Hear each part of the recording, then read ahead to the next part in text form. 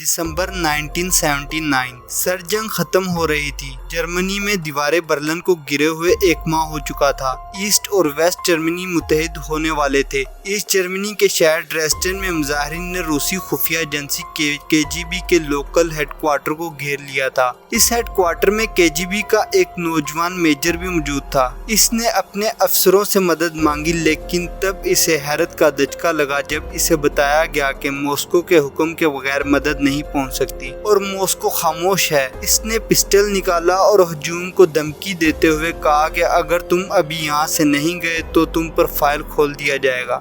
हजूम डरकर पीछे हट गया और यूं इस अफसर ने अपनी और अपने साथियों की जानें बचाई।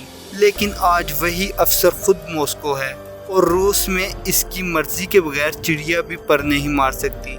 इस अफसर का नाम था व्लादिमीर पुतिन। मैं हूं तलहा कमर और खबर ऑनलाइन की कौन क्या है सीरीज में हम आपको रूस के इसी जेम्स बॉन्ड की बायोग्राफी दिखा रहे हैं, जिसे दुनिया व्लादिमीर पुतिन के नाम से जानती है। आज पुतिन रूस का सदर है, लेकिन इसके ठाट बाट देखकर लगता नहीं है कि इसने एक गरीब घराने में आंख खोली। पुतिन का खानदान एक छोटे से घर में रहने पर मजबूर था, जहां बाथरूम तक नहीं था और फैमिली को मोहल्ले का एक मुश्तरका बाथरूम यूज करना पड़ता था। पुतिन का बाप नेवी में मुलाजिम था और माँ फैक्ट्री में मजदूर थी। पुतिन का रूस का सदर बनने का सफर तवील भी था और मुश्किलात से भरपूर भी। जब पुतिन ने होश संभाला तब रूस नहीं बल्कि सोवियत यूनियन कहलाता था। मशरकी यूरोप और सेंट्रल एशिया पर इसका कंट्रोल था।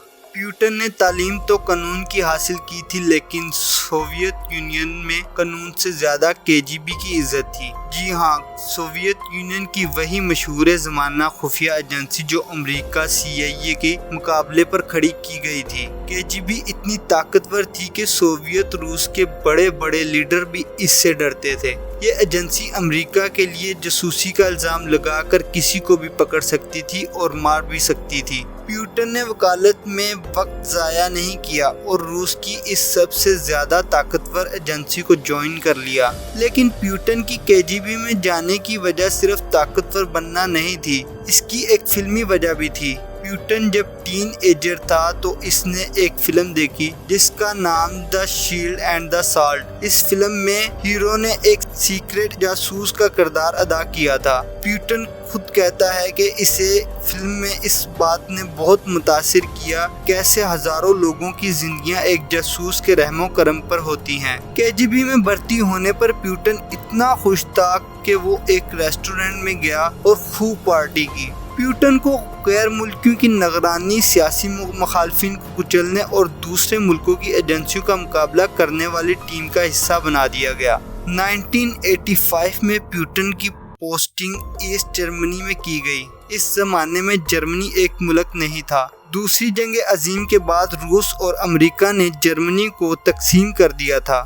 ईस्ट जर्मनी में सोवियत रूस का कंट्रोल था और वेस्ट जर्मनी आज़ाद लेकिन अमेरिका का इत्तेहादी था। हत्ता कि जर्मनी का दारुल हुकूमत भी तकसीम था, जहां रूस ने दीवारें बर्लिन तमीर कर दी थी।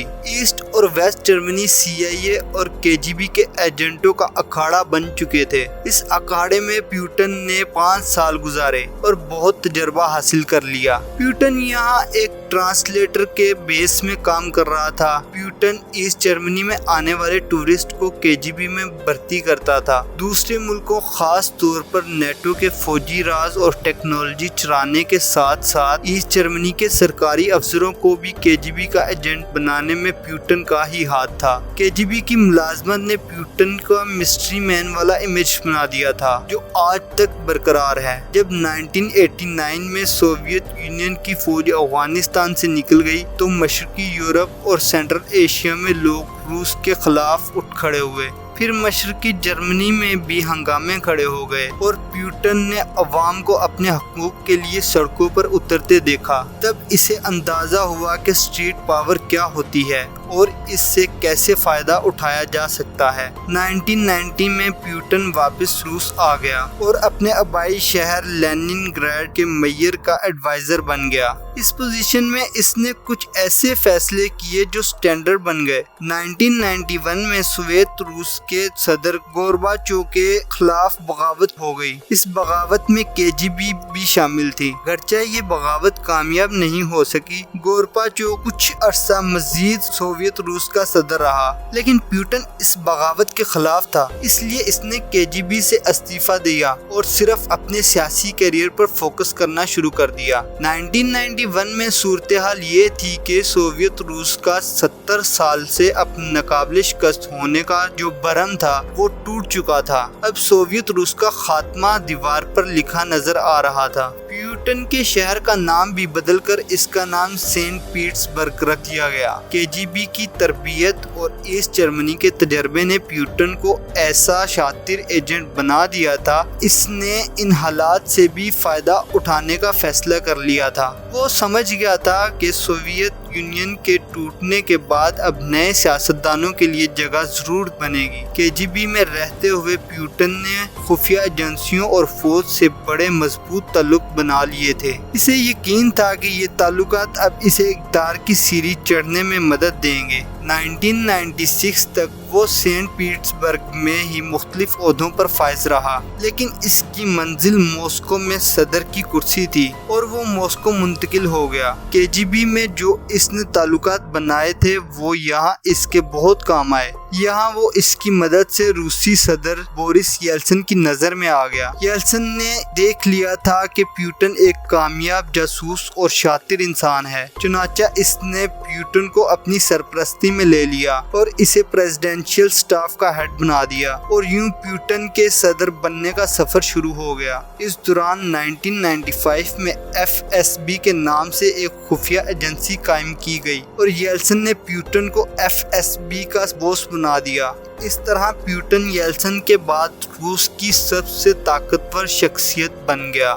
اس نے بورس یلتسن کو ایسا شیشے میں اتارا کہ یلتسن نے پہلے اسے نائب وزیر اعظم اور پھر ملک کا وزیر اعظم بنا دیا۔ اب پیوٹن کے صدر بننے میں آخری رکاوٹ خود بورس یلتسن ہی تھا، لیکن یہ رکاوٹ بہت کمزور تھی۔ شراب نوشی کی وجہ سے بورس یلتسن کی صحت تیزی سے گر رہی تھی۔ 1999 میں اس کی عمر 67 برس ہو چکی تھی اور وہ عوام میں غیر مقبول ہو رہا تھا۔ صحت کی خرابی کے ساتھ اس کی غیر مقبولیت کی ایک اور وجہ بھی تھی۔ وہ وجہ یہ تھی کہ یلتسن نے 1994 میں مسلمان ریاست چیچنیا پر حملہ کیا تھا، لیکن 2 سال کی لڑائی کے بعد روس کو شکست ہوئی۔ افغانستان میں شکست کے 8 برس کے اندر یہ روس کی دوسری بڑی شکست تھی۔ روسی عوام اس شکست سے ناراض تھی، لیکن پیوٹن اندر ہی اندر اس شکست کا بدلہ لینے کا منصوبہ بنا رہا تھا، اور یہ موقع اسے تب ملا جب اگست 1999 میں ہزاروں چیچن جنگجو روسی ریاست داغستان میں داخل ہو گئے۔ یہ لوگ داغستان میں ان مسلمان باغیوں کی مدد کے لیے آئے تھے جو روس سے آزادی کی جنگ لڑ رہے تھے۔ روسی فوج نے ان جنگجوؤں پر بھرپور حملہ شروع کر دیا اور ساتھ ہی روسی ایئر فورس نے چیچنیا پر بمباری شروع کر دی، لیکن پیوٹن چیچنیا پر زمینی حملہ کرنا چاہتا تھا اور اس لیے